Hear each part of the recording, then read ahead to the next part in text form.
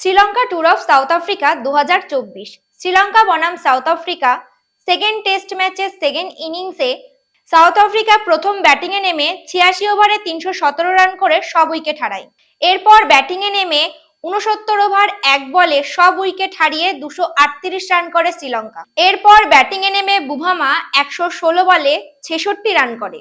Markram 75 বলে 55 run করে scoreboard এগিয়ে নিয়ে যায়। সাউথ আফ্রিকার বিরুদ্ধে বোলিং করতে নেমে প্রভাত জয়সূরিয়া 129 রান দিয়ে 5 উইকেট নিয়েছে এবং বিশুয়া ফার্নান্ডো 2টি উইকেট নিয়েছে।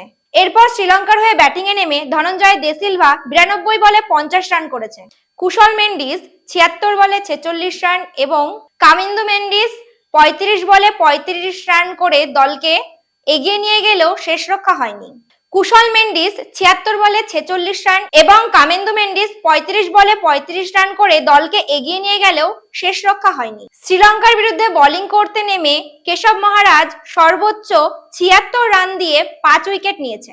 কাগিসো রাভারা এবং ডেন প্যাটারসন যথাক্রমে 2টি করে উইকেট নেয়।